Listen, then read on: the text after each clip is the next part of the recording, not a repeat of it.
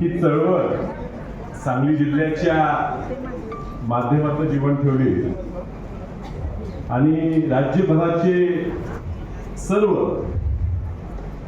या वारकरी संप्रदायाची लोक एकत्रित आणून त्यांची एक ताकद, एक संघपणाची एक मोठी ताकद निर्माण केली आणि त्या विठ्ठलाच्या सर्व भक्तांच्या वतीनं आज पुन्हा एकदा राज्यसभेवर निवड झाल्याबद्दल माननीय मंत्री रामदास आठवले साहेबांचा आज सत्काराचा कार्यक्रम या ठिकाणी पार पाडला। आपण सर्व या ठिकाणी उपस्थित राहिलात आणि या ठिकाणी सर्व मान्यवर उपस्थित राहिले त्या सगळ्यांचे मी क्षमा मागतो की मी नाव घेत नाही। मी मुळातच उशिरा आलो, मी आधी लवकर आलो, मग तो पण लोक जवळ अजून साहेब यायचे होते, तो पण दुसऱ्या कार्यक्रमाला गेलो, तिथं आलो। पण ह्या ठिकाणी साहेब आम्ही सगळे पक्षाचे कपडे जोडे सगळे बाहेर ठेवून इथं आलेलो आहे आणि ते पूर्णपणे तुमच्या प्रेमासाठी आणि काकाजींच्या प्रेमासाठी।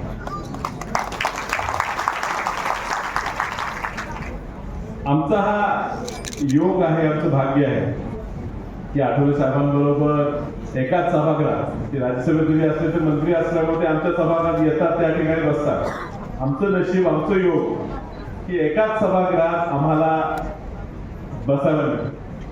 परवा एक महिला विधेयकावर चर्चा होती आणि अजून काही वक्ते बोलत होते, तोपर्यंत आठवले साहेब सभागृहात आले आणि आम्ही सगळे आनंदित झालो की तोपर्यंत दीपक बाबा वाईट वाटून घेऊ नका, पण तुमचे सगळ्यांची भाषणं खूप बोरिंग झाली, त्यामुळे आता आठवले साहेब बोलतील आणि खऱ्या अर्थाने हा विधेयक का पास केला पाहिजे हे कदाचित आम्हाला सगळ्यांना समजून सांगतील आणि त्याच्याची प्रेरित होऊन चुकून आमचं बटन चुकीच्या ठिकाणी जाईल ह्याची आम्हाला भीती होती। आणि साहेब बोलायला उभारणार तोपर्यंत मोदी साहेब आल्यामुळे बाकी सगळी भाषण रद्द झाली आणि त्यामुळे त्यांना त्यावेळेला ह्या विषयावर बोलू दिलं आणि म्हणून बाबा तुम्हाला जर वाटत असेल का तुमचं विधेयक पास झालं नाही, तर जो सगळ्यांना पटवून सांगू शकत होता त्याला तुम्ही बोलून दिलं। आता पक्षाचे डोळे बाहेर ठेवले तरी अंगात असते ते कमी होत नाही, त्यामुळे कुठेतरी साहेब आम्ही कमी पडतो। आम्ही म्हणजे आज आम्ही काय खूप लहान होतो, पण आम्ही कमी पडतो। आंबेडकरी चळवळ पुढे नेण्याचं ह्या राज्यात प्रामाणिक, म्हणजे मी नेहमी म्हणतो मी प्रकाश आंबेडकर, बाळासाहेब आंबेडकरांचं खूप कौतुक करतो, पण ते त्या घरातले आहेत आणि स्वाभाविकपणे ते चळवळ पुढे नेली। मी वसंतदादांचा नातू आहे, वसंतदादांचा विचार मी पुढे नेला पाहिजे ह्यात काही शंका नाही, पण वसंतदादांचा विचार, डॉक्टर बाबासाहेब आंबेडकरांचा विचार त्यांच्या घरातला नाही, पण त्यांच्या विचाराशी प्रेरित होऊन जणू काय मी त्यांचाच वारस आहे ह्या पद्धतीनं पुढे नेण्याचं काम जर तुम्ही केलं असेल तर ते खासदार साहेबांनी केले, मंत्री महोदय केले, तुम्ही टाळू शकणार। आणि ते ह्या चळवळीत काम करत असताना मग ती नामांतराची जी चळवळ होती, आम्ही खूप लहान होतो, कदाचित त्यावेळेला आम्हाला हे महत्व कळलं नाही आणि मी म्हणतो काय चाललंय। आम्ही त्या शेक्सपियर वाचायचो, त्या शेक्सपियरचं एक what is in the name, rose is just a plan no matter what you call, असं काय नाही, बाबाला जास्त नाही, इंग्लिश आपल्याला कमी येते, भाषेत दुसरं कोण दिसत आहो तुमच्या। तर मी म्हणायचो काय, पण जसं आपण अभ्यास करू लागलो, जसं आम्ही वाचू लागलो, आंबेडकरी चळवळ काय पाहायला लागलो, अण्णाभाऊ साठेंच्या सुद्धा कविता वाचू लागलो, डॉक्टर बाबासाहेब आंबेडकर लिहिलेले लेख वाचू लागलो, त्यावेळी लक्षात आलं की ही काय चळवळ आहे। तो नामांतर हा फक्त नावाचा मुद्दा नव्हता, हा प्रत्येक ह्या महाराष्ट्रातल्या वंचित घटकाचा आवाज होता, तो त्याचा अधिकार होता।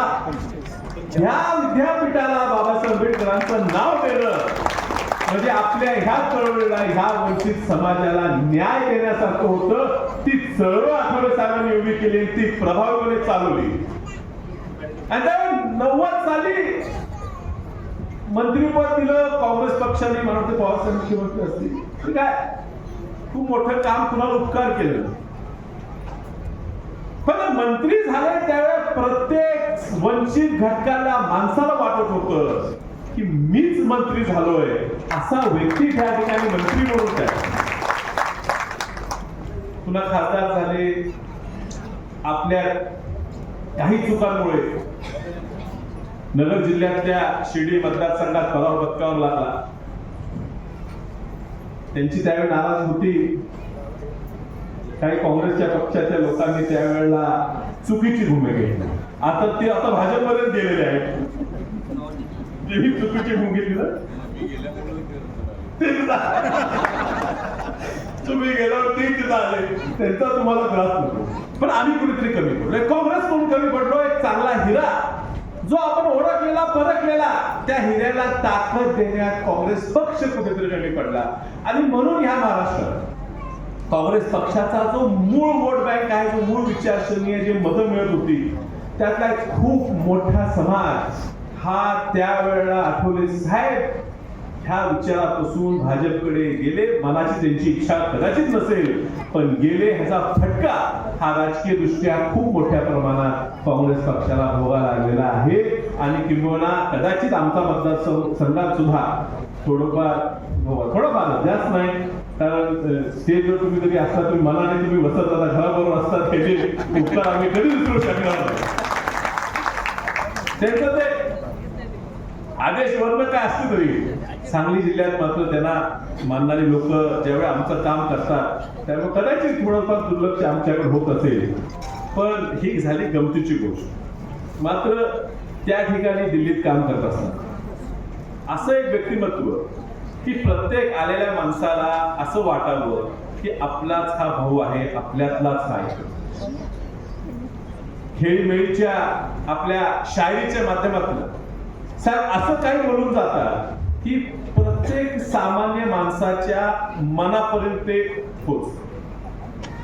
काही गोष्टी खूप मोठ्या भाषण करून कदाचित लोकांना कळत नसतात, पण ह्याची शैली अशी आहे की त्या शैली ते बरोबर प्रत्येकाच्या मनात घर करतात. प्रत्येकाच्या मनात तो आपला मुद्दा हा चांगल्यापैकी पोहोचतो.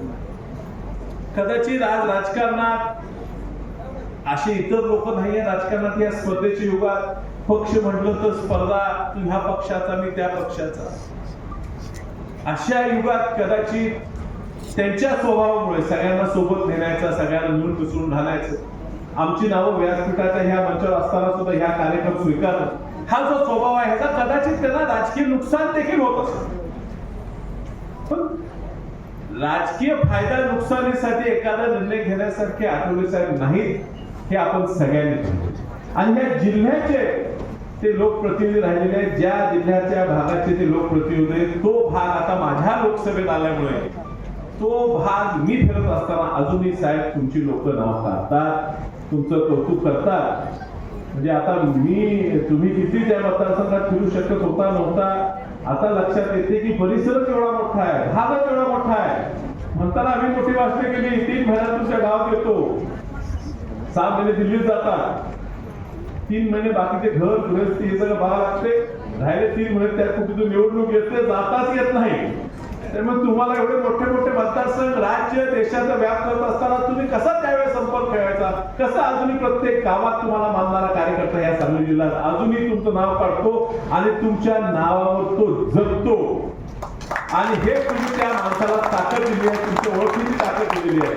ही ताकद तुमची अशीच ह्या सांगली जिल्ह्यावर धावी.